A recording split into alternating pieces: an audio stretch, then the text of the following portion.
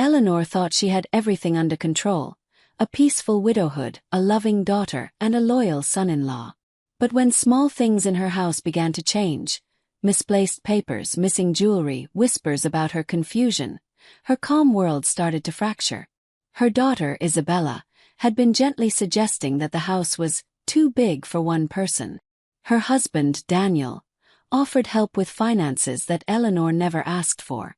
Then came the visit from Dr. Rogers, who started asking questions about her memory, her orientation, her judgment.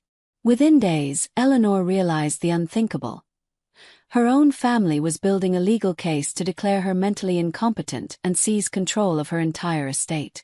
But they underestimated the woman they were trying to deceive. Behind her polite smile, Eleanor began a silent counter-investigation. She hid a voice recorder in her living room, installed cameras in secret corners, and confided only in her old lawyer, James. What she discovered shattered everything she believed about love, loyalty, and family. Daniel wasn't just manipulating Isabella. He was living a double life. He had another woman, Rosalie, and 2 children who called him Dad. The money he stole from Eleanor funded his hidden family and mounting debts. When the truth exploded in Eleanor's living room, everything collapsed. Her daughter's illusions, her son-in-law's lies, and the fragile facade of family they had built. In a single afternoon, Detective Ellis arrived with proof: forged bank documents, fake signatures, secret accounts, and even plans to have Eleanor institutionalized under false medical records. Daniel was arrested on the spot for fraud, forgery, and conspiracy, while Isabella and Rosalie faced the devastating truth that they had both been victims of the same man. But Eleanor didn't stop there. Months later, she sat quietly in a cafe, sipping coffee as Daniel began a 12-year prison sentence. The emotional wounds were still raw. Her relationship with Isabella fractured, her trust in others shaken, but something inside her had changed. She had rebuilt her strength, reclaimed her life, and even found friendship with Rosalie and her children, who now called her Grandma Eleanor. When people in the community looked at her now, they no longer saw a fragile widow.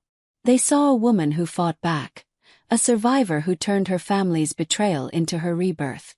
She had lost everything that once defined her, and in doing so, discovered who she truly was. ChatGPT didn't. I returned from the airport because I had forgotten my passport at home, but what I overheard through the window between my daughter and her husband changed my life forever. It was impossible to believe what my own ears were hearing. I had been planning that trip for months. Everything was perfectly organized. Yet a simple mistake brought me back at the exact moment when I would discover the most painful truth of my existence. My heart was pounding as I climbed the stairs of my own house, the same house I had built with so much love and sacrifice over decades. I never imagined I would return like this, trembling hands, searching through my papers for the document that would allow me to escape for a few days from my routine. The taxi was waiting outside with the engine running. The driver kept checking his watch impatiently, but I needed to find that cursed passport, which was surely in the drawer of my desk. I hurried upstairs, panting a little. After all, at 66, I didn't move as easily as before, but the excitement of the trip gave me strength. It was my first solo getaway in years. A Mediterranean cruise I had booked after months of saving every cent. My late husband, Robert, had always told me I deserved to see the world, but we never had the chance. Now, 3 years after his passing, I had finally gathered the courage to fulfill that dream. I entered quietly through the back door, trying not to make any noise. Isabella and Daniel were visiting, as they did every Sunday, and I didn't want them to know I was back. I knew my daughter would worry unnecessarily, maybe even try to convince me to cancel the trip. She's always been overprotective, especially since I became a widow. I tiptoed upstairs toward my bedroom, where I kept the desk with all my important documents. The passport had to be there, in the second drawer next to the insurance policies and bank papers. Everything was perfectly organized, just as my parents had taught me. But just as I reached the second floor, their voices came clearly from the living room. The window of my bedroom overlooked the garden, where they were sitting, drinking coffee at the wrought iron table that Robert had bought for our 20th wedding anniversary. At first, I thought it was just a normal conversation, the kind young couples have about their future plans. Isabella was speaking in that soft tone she always used when she was nervous. And Daniel answered with his usual calculating voice, the one that had always made me uneasy, though I'd never admitted it, not even to myself. But the next words froze my blood. I stood motionless by the window, hidden behind the lace curtains I had sewn with my own hands years ago. My breathing became uneven. It felt as if the floor was moving beneath my feet. "We can't wait any longer, Isabella," Daniel said, with a firmness I had never heard from him before. "Your mother is too healthy for her age. She could live another 10 or 15 years easily. We can't keep waiting that long." My daughter sighed deeply, as if carrying a weight she'd held for far too long. "I know, Daniel. But I'm scared. She's my mother after all, though lately I feel like I barely recognize her anymore." "Exactly," he continued. "She's starting to make decisions on her own, like this ridiculous trip. What's next? Maybe she'll marry some old man from her book club. We can't let her waste our future on her old age whims." The words hit me like punches to the stomach. Our future. Old age whims. What were they talking about?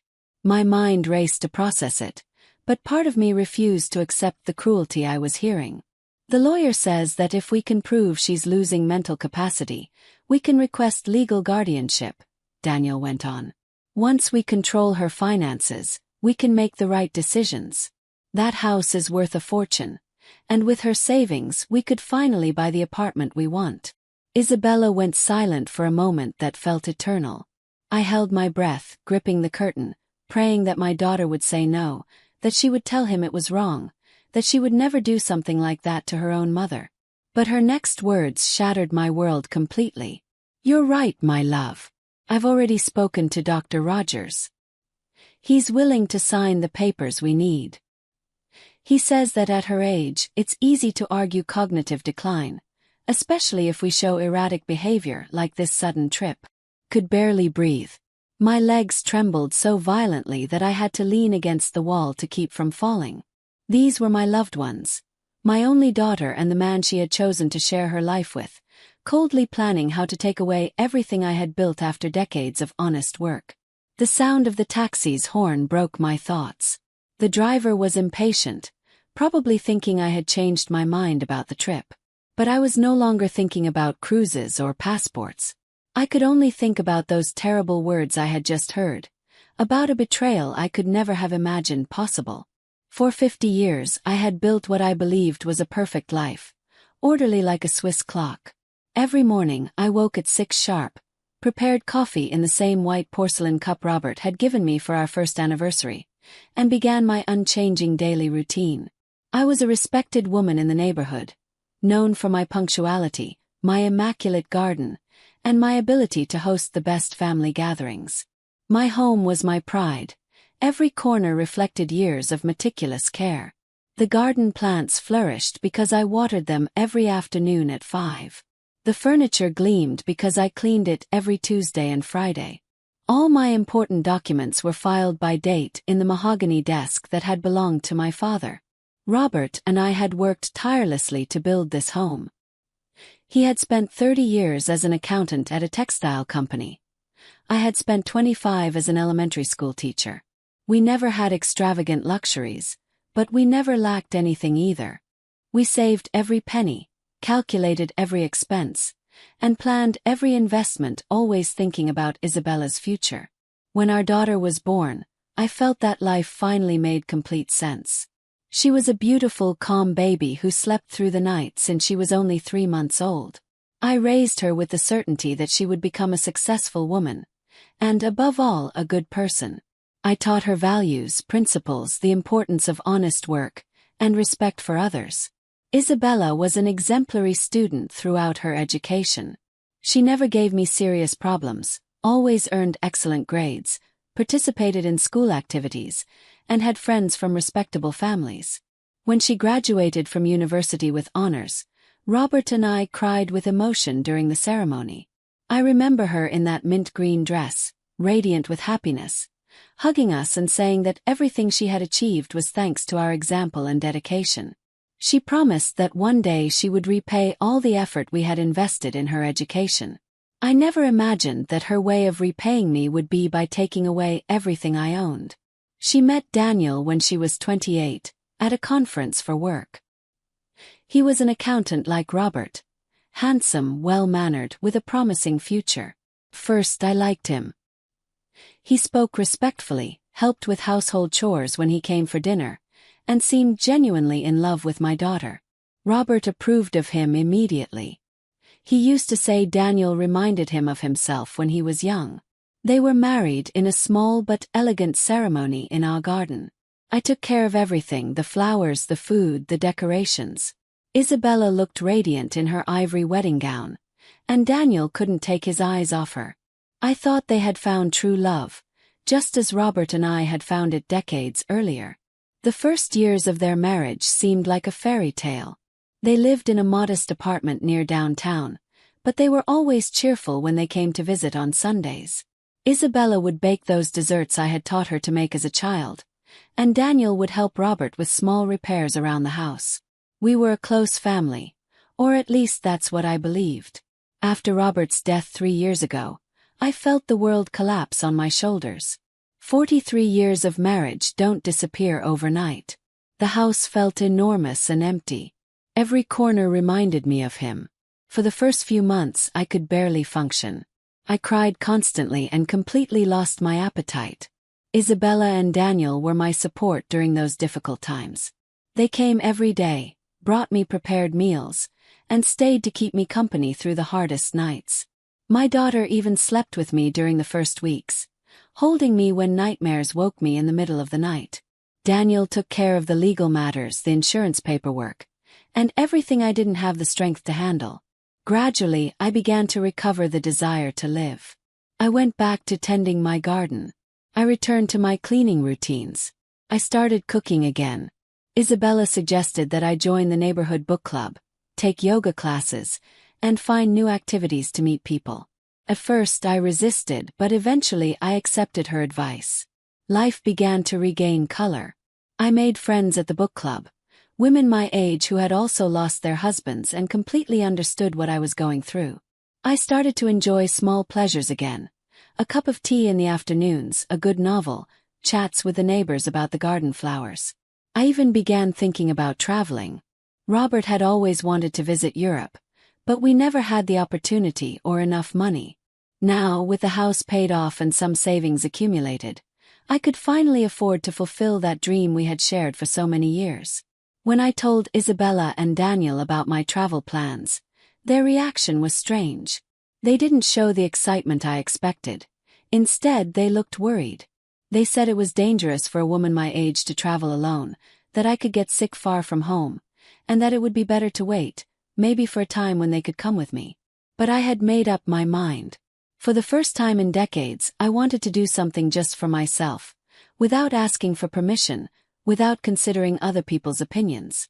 I felt free, independent, capable of making my own decisions. Robert would have been proud to see me so determined and brave. I organized everything meticulously. The passport, the bookings, the travel insurance, the appropriate clothes. I even bought a new suitcase, bright red, because it looked cheerful and full of optimism. I was as excited as a little girl waiting for Christmas. I never suspected that this excitement, this newfound independence that made me so proud, was precisely what was triggering the sinister plans I had just overheard through my own window. The problem is that she's still too lucid, Daniel continued, while I remained hidden behind the curtains, feeling my world collapse word by word. But Dr. Rogers says it doesn't matter. With a few testimonies about erratic behavior and her age, we can easily get the declaration of mental incapacity. Isabella sighed deeply. And what if she realizes what we're doing? You know my mother, she's sharper than she seems. For years she handled all the household finances when Dad was alive. She never made mistakes with the numbers. That's exactly why we have to act fast, he replied with a coldness that sent chills down my spine. The longer we wait, the harder it'll be to convince a judge. But if we present the case properly, showing she's making impulsive decisions like spending money on unnecessary trips. We can argue impaired judgment. The words pierced my chest like sharp daggers. Unnecessary trips, impaired judgment. How could they talk about me like that? How could my own daughter, the little girl I once held in my arms, the one I nursed, the one I comforted through every childhood nightmare, be planning to destroy my life in such a cruel way? I already spoke with Isabel too, Isabella added, mentioning my best friend from the book club. I told her I was worried because Mom has been acting strange lately. Sometimes she gets confused with dates or repeats the same stories several times. My heart stopped completely. Isabel was my confidant, the person with whom I shared my joys and worries every Tuesday at the cafe. My daughter had been poisoning our friendship with lies about my mental health. How long had she been weaving this web of deceit behind my back? Excellent, Daniel approved. We need it to look like a pattern of concerning behavior. What else can you get? Well, we could also talk to Mrs. Carter, the neighbor next door. She's always been a bit of a gossip. If I tell her I'm worried about Mom's mental health, she'll probably start inventing things she's noticed. The betrayal was deeper than I had ever imagined. They weren't just planning to steal my possessions. They were systematically destroying my reputation, my social network, everything that gave me a sense of belonging and dignity in the community where I had lived for decades. Perfect, Daniel said. And don't forget to document anything unusual she does. If she gets up at dawn, forgets to pay a bill, or mixes up a name, all of it can serve as evidence. My stomach turned as I realized that for months, maybe even years, my own daughter had been watching me like a predator observes its prey, waiting for any slip, any normal moment of human vulnerability to use against me. What about the house? Isabella asked. It's the most valuable thing she has. Once we get guardianship, we can sell it easily. We'll say it's too big for her and that she needs to be somewhere safer, with proper care. No one will question it, especially once she's declared mentally unfit. Tears began to stream down my face, but I quickly wiped them away. I couldn't let them see me cry. I couldn't give them that satisfaction. This house was more than just a property. It was the home where I had raised my daughter, where I had loved my husband, where all the most important moments of my life had happened. And after that, what do we do with her? Isabella asked, her tone as casual as if she were discussing the weather. There are several options, Daniel replied calmly. We could find a cheap nursing home, one of those partially subsidized by the government. With her pension and what's left after selling the house and paying our debts, it should be enough to keep her comfortable. Comfortable. They were talking about locking me away in a care home, as if I were an old piece of furniture they no longer needed but didn't have the heart to throw out.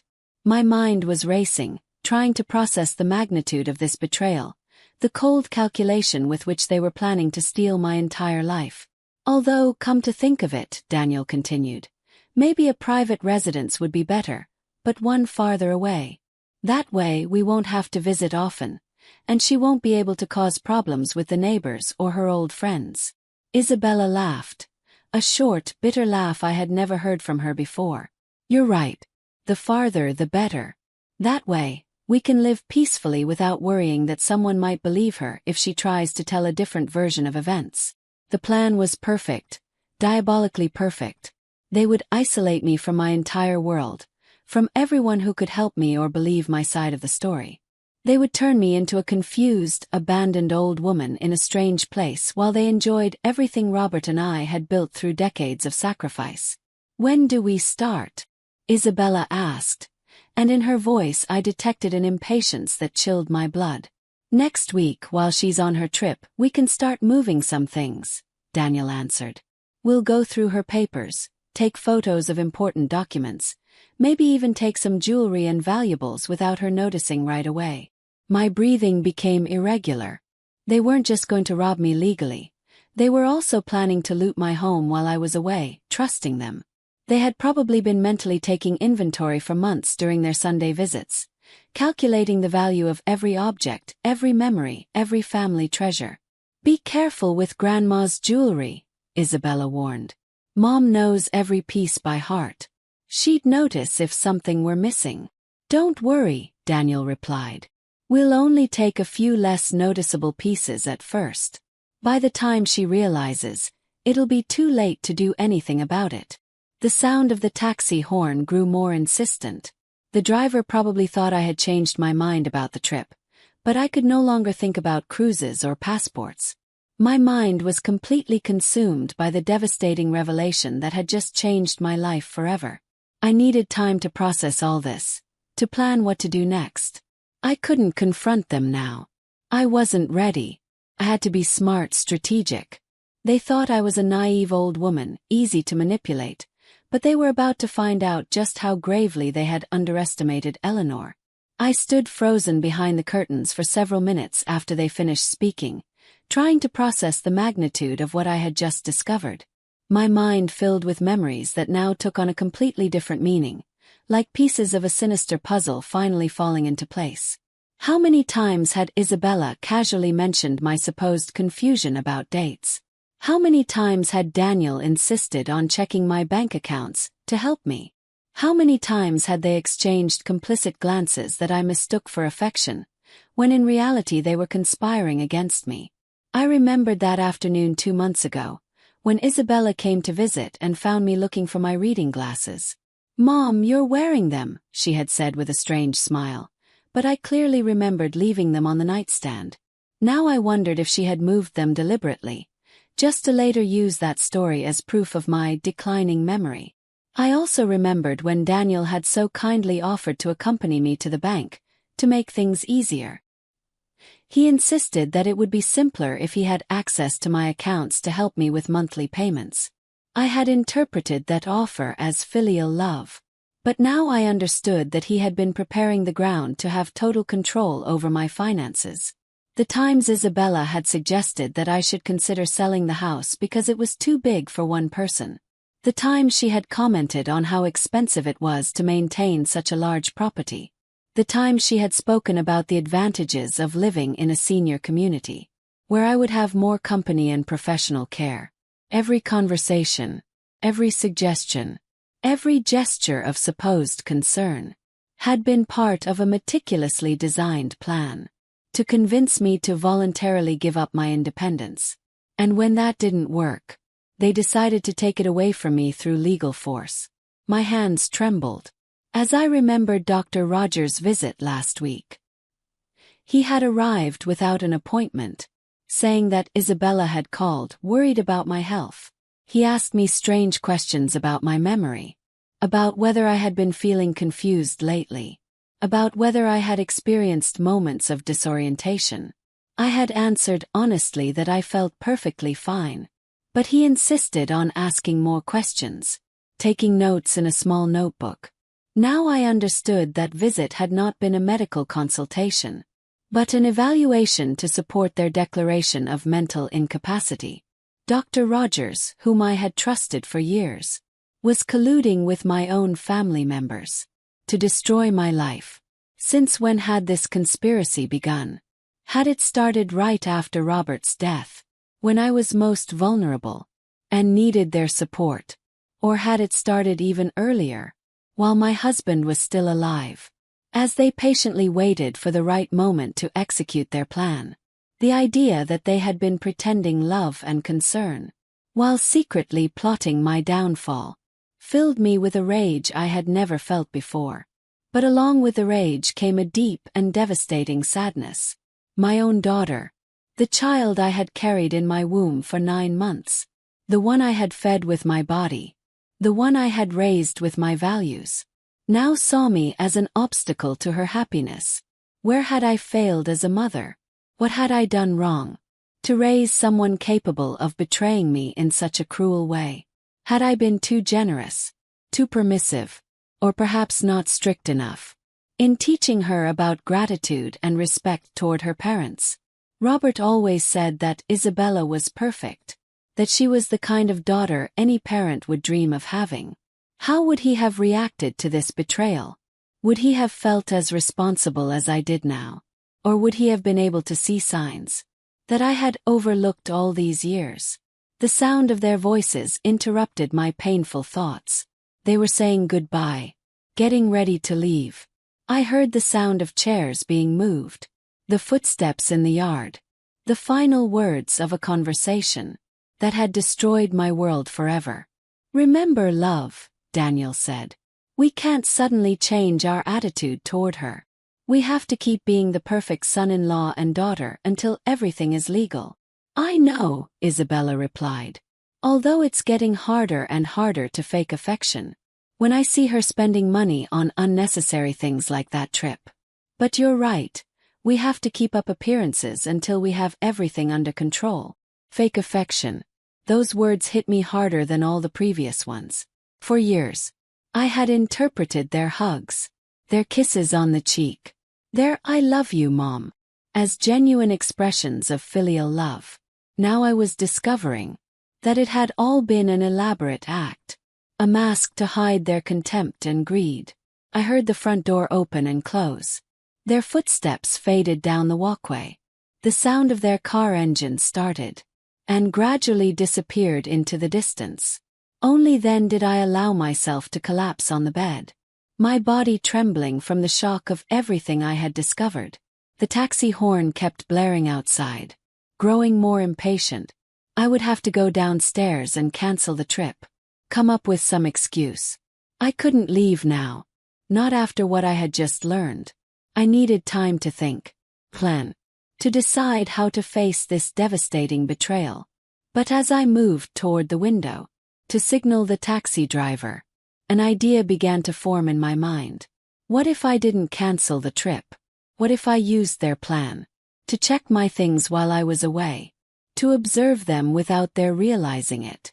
What if I pretended to be the naive old woman they believed I was, while secretly uncovering the real depth of their betrayal? They had gravely underestimated Eleanor. They thought I was a vulnerable widow, easy to manipulate, but they were about to discover that the woman who had built a fortune alongside Robert, who had raised a daughter and managed a home for decades, had resources and strength they couldn't even imagine.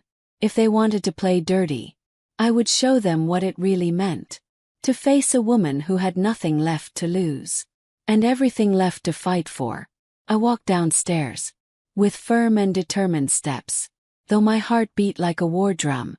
The taxi driver looked relieved when I appeared at the front door with my red suitcase and a smile that, although forced, had to look convincing. "Sorry for the delay," I said, in the calmest voice I could manage. "I'm ready for the airport now." During the entire ride, I made casual conversation with the driver, commenting on the weather and my expectations for the cruise. But my mind was racing, planning every move. I couldn't let Isabella and Daniel suspect that I had discovered their plan. My only advantage was that they believed they had completely deceived me.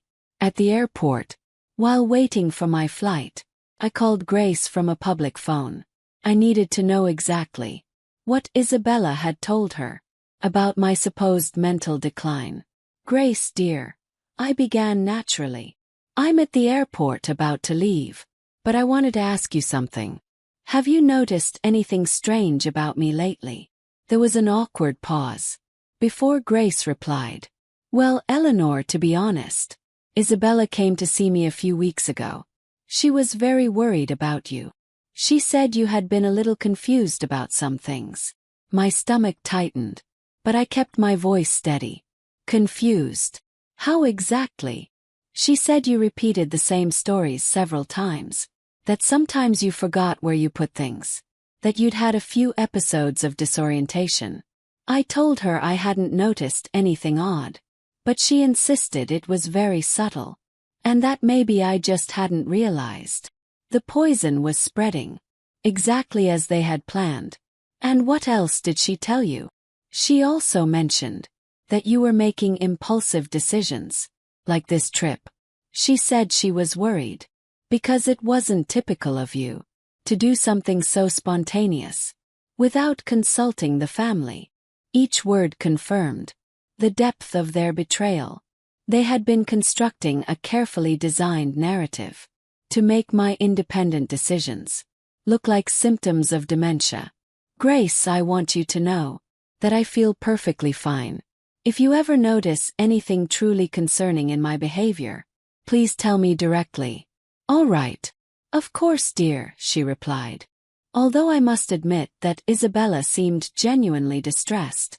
Maybe you should talk to her when you return. After hanging up, I went to the airport gift shop and bought a small, discreet recorder. If they were going to use my words against me, I could play that game too. During the flight, I mentally developed a detailed strategy for the coming days. The cruise was an emotional torture. Surrounded by happy couples and loving families, I couldn't stop thinking about the betrayal that awaited me at home. Every night, alone in my cabin, I cried silently for the daughter I thought I had, and who, in reality, had never existed. But I also used that time to strengthen my resolve. I would not allow myself to be defeated so easily. When I returned 5 days later, I acted as if nothing had happened. I told Isabella and Daniel about the trip, with genuine enthusiasm, showing them photos and gifts I had brought. They smiled and asked questions, but I could see the impatience in their eyes, the anxiety to know if I had noticed anything different in the house. Indeed, several things had been subtly moved. My documents on the desk were in a different order. Some minor pieces of jewelry had disappeared from my jewelry box. They had even taken photos of certain pieces of furniture and paintings, probably to calculate their resale value.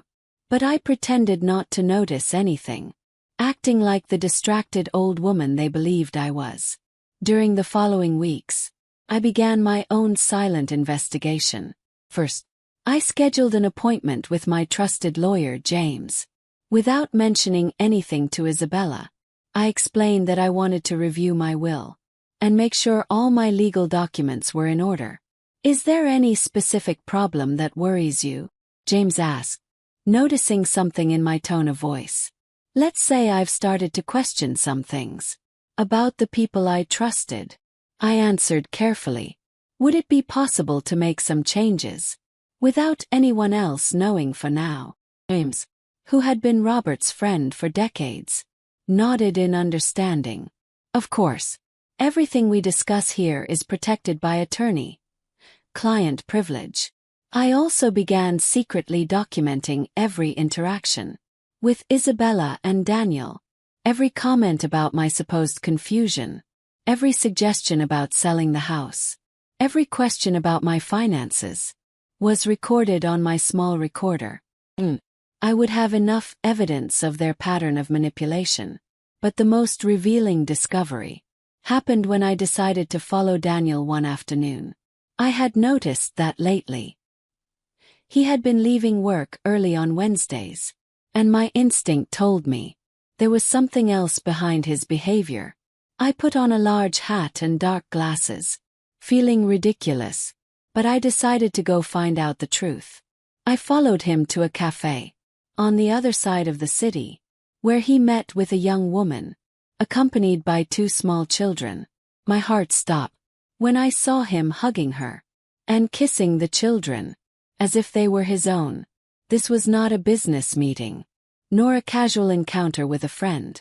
I sat at a distant table, hidden behind a newspaper, and watched for an hour, as Daniel acted like a loving father and husband with this secret family.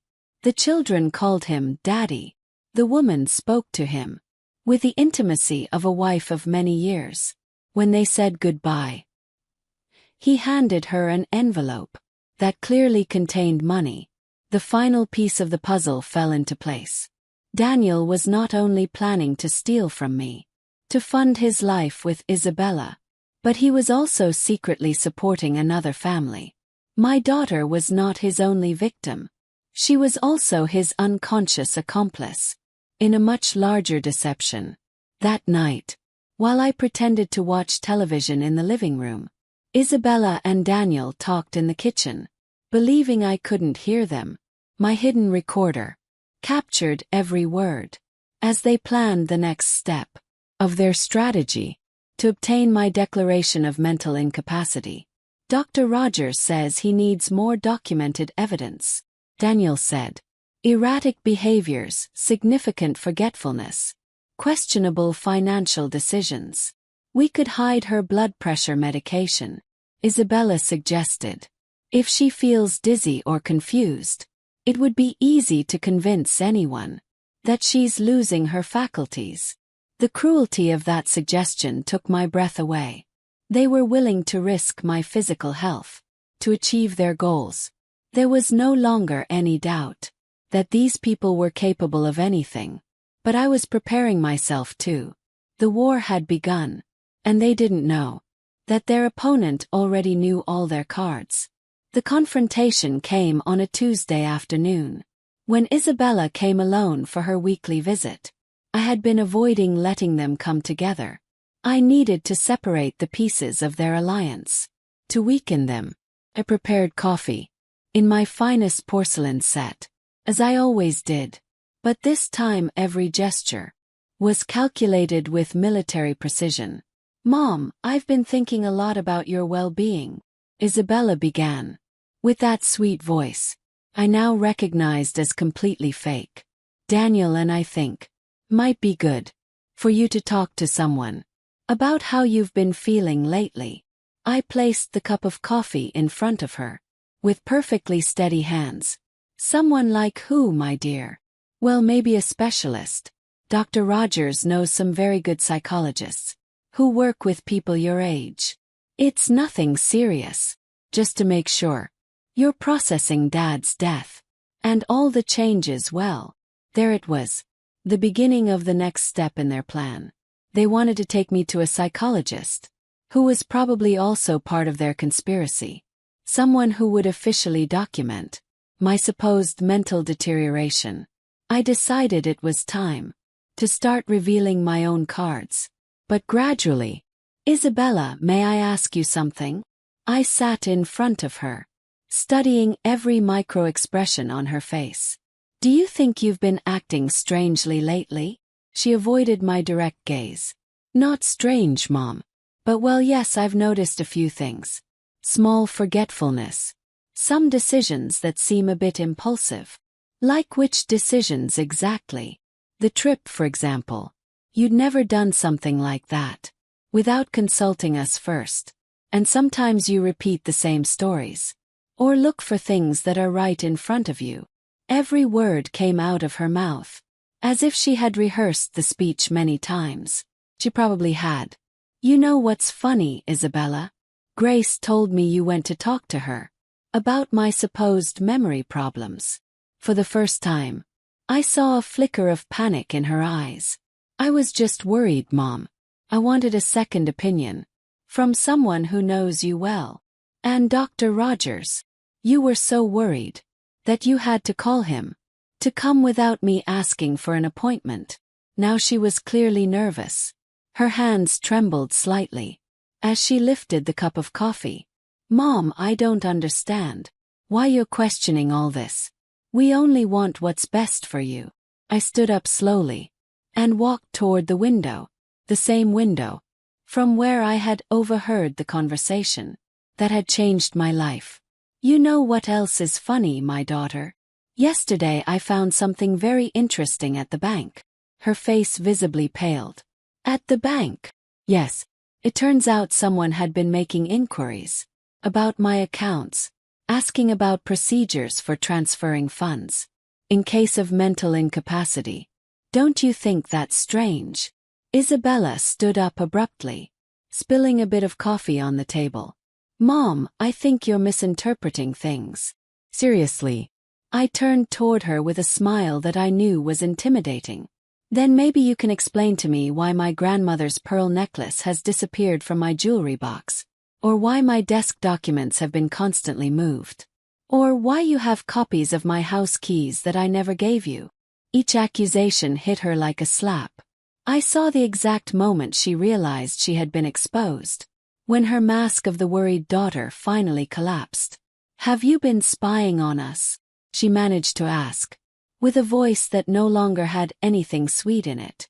"I don't need to spy in my own house, Isabella. I only need to pay attention to what happens under my own roof." At that moment, as if he had been summoned by telepathy, Daniel arrived. I heard him use his key to enter, confirming my suspicions that they had free access to my home when I wasn't there.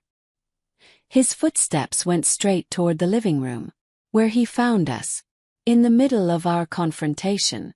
"What's going on here?" he asked, but his tone wasn't one of genuine confusion. It was the tone of someone who knew exactly what was happening and was assessing how much damage had been done. "Your wife was explaining to me why she thinks I need psychological help," I replied, with a calm I didn't feel. "And I was telling her about my visit to the bank." Daniel exchanged a quick glance with Isabella, a silent communication that confirmed my worst suspicions about their coordination. "Eleanor, I think there's been a misunderstanding." "Oh, there's no misunderstanding, Daniel. In fact, I think I finally understand everything perfectly." I walked to my desk and opened the top drawer, pulling out a folder I had been preparing for weeks. "For example, I understand that you've been visiting a woman named Rosalie on Wednesday afternoons. A woman with 2 children who call you Dad." The color drained completely from his face. Isabella looked at him in genuine shock, clearly knowing nothing about his secret family. "What is she talking about? Hasn't your wonderful husband told you, dear? Daniel has been maintaining another family for at least 3 years. The children are about 5 and 7 years old, approximately." "How long have you two been married?" 6 years, Isabella whispered, and I saw the exact moment she realized her marriage had been a lie from the very beginning. "Exactly. Which means Daniel already had this other family when he married you. Did you ever wonder where he got the money to maintain 2 households on the accountant's salary he claims to earn?" Daniel finally found his voice, but he was no longer the charming son-in-law he had been pretending to be. "This isn't your business, you meddling old woman. Ah, there's the real personality you've been hiding as well." I smiled with satisfaction as I watched his mask finally fall away. "You know what else I discovered, Daniel? That you're not an accountant at the company you said you worked for. In fact, that company closed down 2 years ago." Isabella dropped onto the sofa, with her face buried in her hands. "What else have you been lying to me about?" "Oh, my dear," he said, with compassion that was completely genuine. "For the first time in weeks, you're a victim of this man too. But unfortunately, that doesn't change the fact that you decided to betray me to benefit him." The room filled with a tense and dangerous silence. All 3 of us knew there was no turning back now, that all the cards were on the table, and that open war had finally begun. Daniel stood up abruptly, his fists clenched, and an expression on his face I had never seen before. There was nothing left of the polite, charming son-in-law I had known for years. "You know what, old woman? I'm done pretending I care about you. You should have kept your mouth shut and let things take their natural course." Isabella looked up, tears streaming down her cheeks. "Daniel, what are you saying?" "I'm saying that your mother is a bothersome obstacle, that she should have accepted her place a long time ago." His voice had a cruelty that chilled my blood. "Women her age should be grateful that someone takes care of them, not playing detective." But before I could respond, the doorbell rang. The 3 of us froze, as if we had been caught red-handed, which, in a way, was exactly what had happened. "Are you expecting someone?" Isabella asked, her voice trembling. Smiled, with the first genuine satisfaction I had felt in weeks. "As a matter of fact, yes. Excuse me for a moment." When I opened the door, James was standing on the threshold, with a young woman in a suit, whom I didn't immediately recognize. "Eleanor, we arrived just in time from what I can see." "Perfect timing," I confirmed. "Isabella, Daniel. I'd like to introduce my attorney James, whom you already know, and Detective Ellis, whom I've hired over the past few weeks. The shock on their faces was obvious. Daniel tried to regain his composure, but it was already too late. I don't understand what's going on here. Detective Ellis pulled a folder from her briefcase. Mr. Daniel, for the past 3 weeks, we've been investigating your financial and personal activities. At Mrs. Eleanor's request, we have photographic evidence of your meetings with Rosalie Mendez and her children, records of bank transfers to her account, and complete documentation of your fraudulent employment. Isabella slowly stood up, as if she were in a trance. Mom, how long have you known all of this? Since the day I supposedly left on my trip. When I came back for my passport, and heard you planning how to steal my entire life. But you did go on that trip, she protested weakly. Yes, I did. But not before installing hidden security cameras throughout the house. And hiring professionals to document every one of your movements. While I was away, James opened his own folder. We have video recordings of both of you going through Eleanor's private documents, photographing her belongings, and removing jewelry and valuables. We also have audio recordings of your conversations about plans to have her declared mentally incompetent. Daniel completely lost his composure. This is ridiculous. Isabella is her daughter. She has the right to be concerned for her mother's well-being. Concerned? Detective Ellis smiled coldly. Is that what you call conspiring to commit fraud, theft, and kidnapping?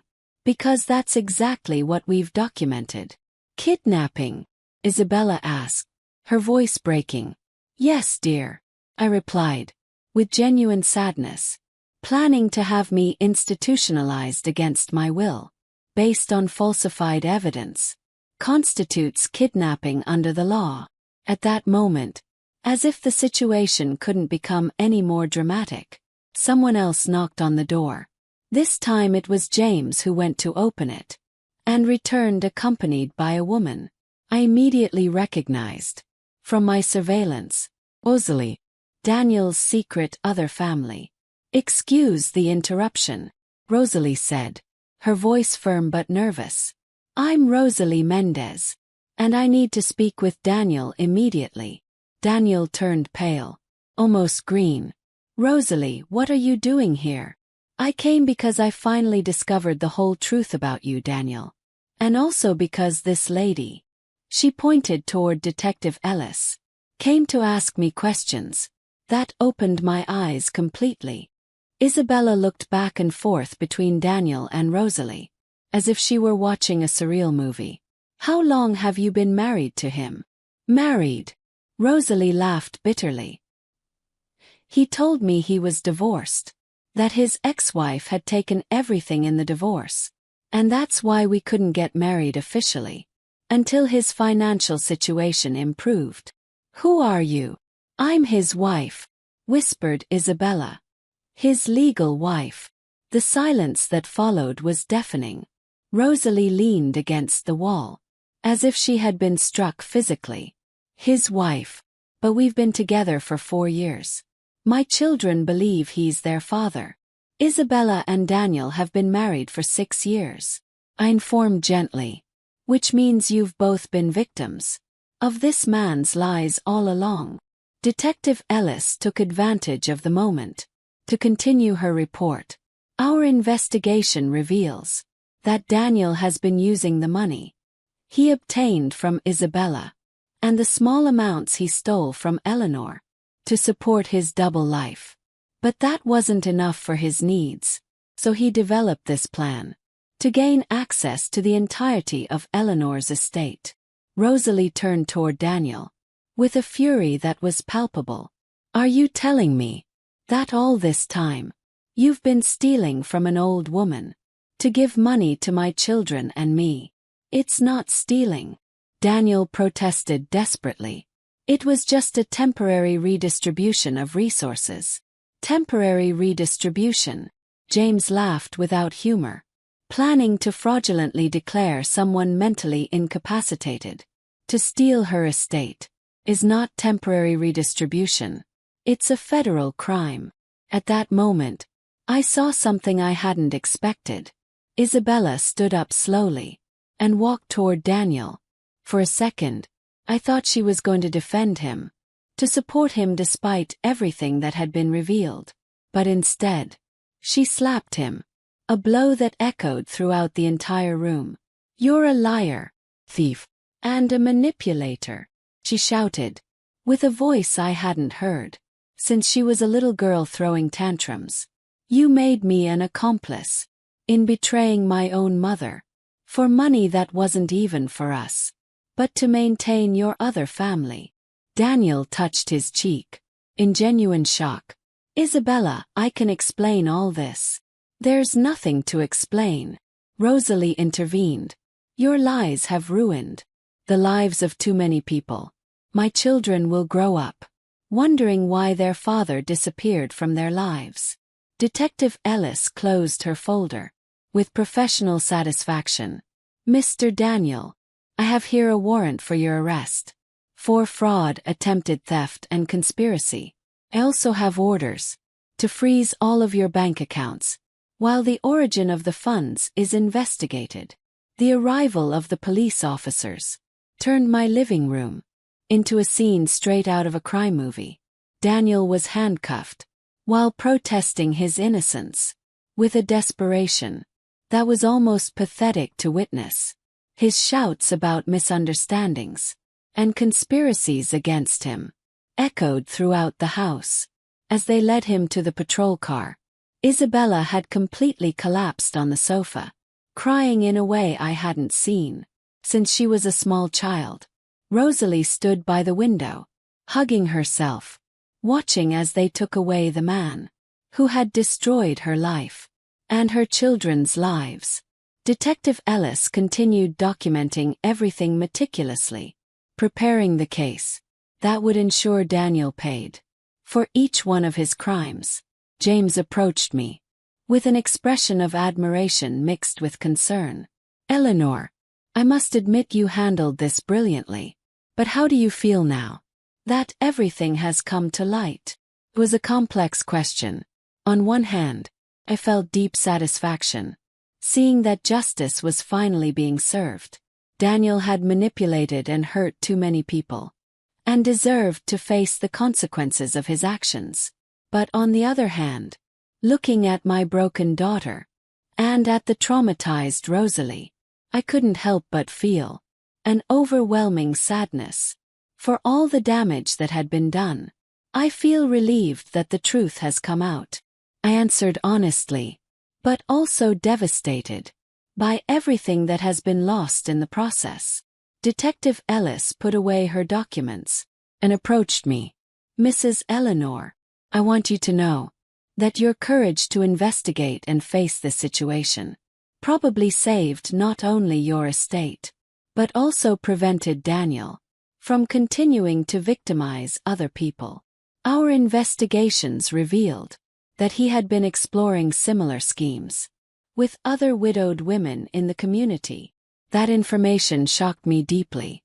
I hadn't been the only one on his list of potential victims. How many other women my age would have suffered what I was about to suffer if I hadn't discovered his plans in time?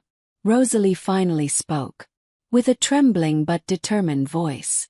"Mrs. Eleanor, I want to apologize for everything that has happened. I knew nothing about you or about Daniel's plans. If I had known that the money he gave us came from criminal activities, I would never have accepted it." I approached her and gently touched her arm. "My dear, you are also a victim of this man. You have nothing to apologize for. We both were deceived by someone who was an expert manipulator. What will happen to my children?" she asked, tears in her eyes. "They love Daniel like a father. How do I explain to them that everything was a lie?" It was a heartbreaking question that had no easy answers. "Children are resilient," I told her. though I knew it sounded inadequate. With love and support, they can overcome this, and maybe now, they'll have the chance to meet their real father. Without Daniel's lies interfering, James stepped in with practical information. Rosalie, as part of the investigation, will be able to trace the funds that Daniel provided to you. If that money came from criminal activities, the state may offer some form of compensation or assistance during the transition. Isabella finally lifted her head, her eyes red and swollen. Mom, I don't know how to ask for forgiveness for what I've done. There are no words to express how sorry I am. I sat beside her, feeling the weight of all the years we had lost because of Daniel's manipulations. Isabella, I need to understand something. At any point, did you really believe that I was losing my mental faculties? Or did you always know you were lying? She covered her face with her hands. At first, Daniel convinced me that you were really showing signs of confusion. He said it was normal, that I didn't notice it, 'cause I saw you too often, but that he could see it more objectively. Little by little, I started looking for evidence of what he said, and when I didn't find it, he convinced me that I had lost it, or misinterpreted it. Had been a sophisticated technique of psychological manipulation. Daniel had brainwashed my daughter gradually, making her doubt her own perception and judgment. And when did you realize it wasn't true? I think deep down, I always knew something was wrong. But Daniel was so convincing, so sure of himself, and honestly, the idea of having access to your estate was tempting. We're buried in debt, Mom, Daniel told me. It was the only way to save our future. Detective Ellis took notes carefully. That is exactly the pattern we see in cases of financial manipulation. The perpetrator identifies economic and emotional vulnerabilities, then systematically exploits them. James opened a new folder. Eleanor, there's something else we need to discuss. During our investigations, we discovered that Daniel had begun forging your signature on certain bank documents. Fortunately, we stopped him before he could make any significant transfers. But we need to make sure all your accounts are protected. The revelation that he had been forging my signature hit me like another slap. What kind of documents? Beneficiary change forms, applications for additional credit cards, some inquiries about loans against the value of your house. He was preparing multiple avenues to access your funds once he had legal control. Rosalie shook her head in disbelief. How could I have been so blind? All the signs were there, but I wanted to believe his lies, because the alternative was facing the fact that I was raising my children alone. Don't blame yourself, I told her firmly. Daniel was an experienced predator. He knew exactly how to manipulate our hopes and fears. Detective Ellis closed her notebook. With all the evidence we've gathered, Daniel will face multiple charges: bank fraud, document forgery, attempted kidnapping, and possibly more charges. As the investigation continues, we're talking about a significant prison sentence.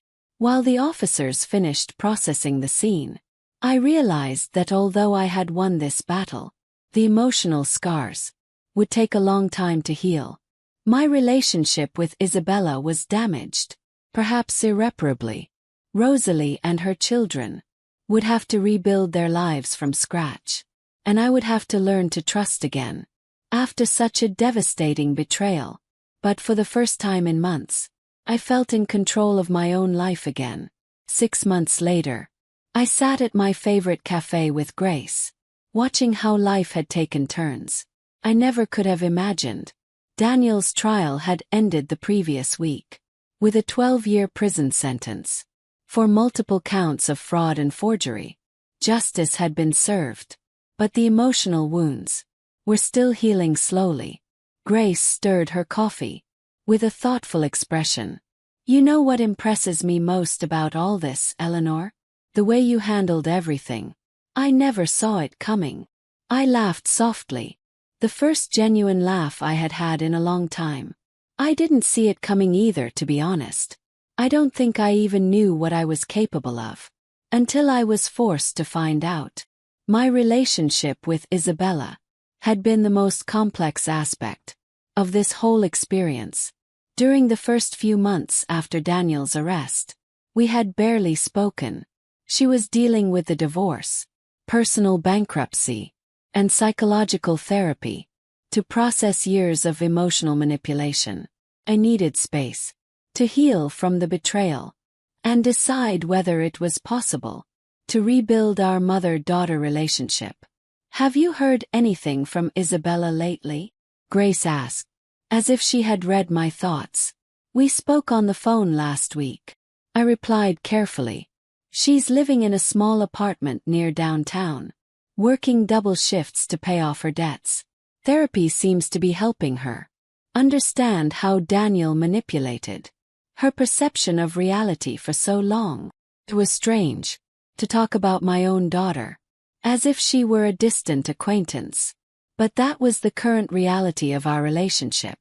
Forgiveness was a gradual process, and although I had begun to forgive her intellectually, my heart still needed time to heal completely. And what about Rosalie and her children? That was a more hopeful story. Rosalie had turned out to be an incredibly strong woman. She managed to locate the biological father of her children, who had been searching for them for years. Daniel had told him that she had died in an accident, while telling her that he had abandoned them. Grace shook her head in outrage. That man was truly evil. He was. But the amazing thing is that Rosalie and I have developed a genuine friendship. We meet for lunch once a month, and her children call me Grandma Eleanor. It's strange how something so destructive can eventually create unexpected connections. The irony wasn't lost on me. I had gained a sort of substitute family through the betrayal of my biological one. Rosalie's children, 5 and 7 years old, had accepted my presence in their lives with the natural ease of children. To them, I was simply another loving adult who had appeared in their world, not a symbol of their false father's lies. And your travel plans? Grace asked, with a knowing smile. Are you still thinking of exploring the world? In fact, I have reservations for a tour of Greece next month. I felt proud as I said it. And Rosalie will take care of the house while I'm away. It's funny how life gives you exactly what you need when you least expect it. We had decided that Grace would stay a few nights as well, turning my absence into a sort of extended gathering among friends. The idea of having trusted women taking care of my home gave me a peace I hadn't felt in years. Aren't you afraid of traveling alone at your age? Grace asked, repeating the same question that Isabella and Daniel had once used to manipulate me. I'm 66, not 96. I replied firmly. And after everything I've faced this year, what could be scarier than discovering that your own daughter was planning to steal your entire life? We had decided to keep the more sordid details of the case out of public knowledge to protect Rosalie's children, but the community knew enough that my reputation had completely changed. I was no longer seen as the vulnerable widow who needed protection, but as the sharp woman who had unmasked a sophisticated criminal. You know what's most liberating about all this, Grace? For the first time in decades, I'm making decisions based solely on what I want, not on what others expect from me, or how my choices will affect them. Grace nodded with understanding. It's like you've recovered parts of yourself you'd forgotten even existed. Exactly. For years I had been a wife, a mother, a daughter-in-law, a neighbor, always defined by my relationships with others. Now I was rediscovering who Eleanor was as an independent individual. It was thrilling and frightening at the same time. My phone rang, interrupting our thoughts. It was James, with news about the final liquidation of Daniel's assets. Eleanor, have good news. We managed to recover almost all the money he stole from you, plus interest. We also secured a compensation fund for Rosalie and her children. After hanging up, I realized this chapter of my life was finally closing. All the loose ends were being tied up. All the accounts were being settled. It was time to look forward instead of backward. Do you have any regrets? Grace asked. As we walked back to our cars, we stopped and thought carefully about her question. Regret. Not about how I handled the situation once I discovered the truth. But I do regret not having trusted my instincts more. All those years, there were signs, little things that bothered me about Daniel, but I ignored them because I wanted Isabella to be happy. The afternoon sun cast long shadows on the street. As I reflected on everything I had learned, I think the greatest gift this terrible experience gave me was the confirmation that I'm stronger and more capable than I ever believed.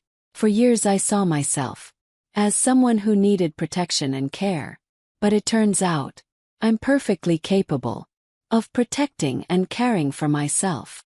That night, as I prepared for bed, in my quiet house, but no longer a lonely one, I looked at myself in the bathroom mirror. The woman staring back had the same 66-year-old face, but her eyes held a strength and determination that hadn't been there before. Tomorrow, I would start packing for Greece. The following week, I had an appointment to learn how to use a computer. Next month, Rosalie and I had planned to take dance classes together. My life was full of new and exciting possibilities. I went to bed that night with a deep sense of peace I hadn't felt in years. I was alone in my house, but for the first time in a long while, that solitude felt like freedom. Instead of abandonment, I had survived the deepest betrayal imaginable and come out the other side, stronger and wiser. Today I am alone, thought, as I drifted off to sleep, but for the first time in peace.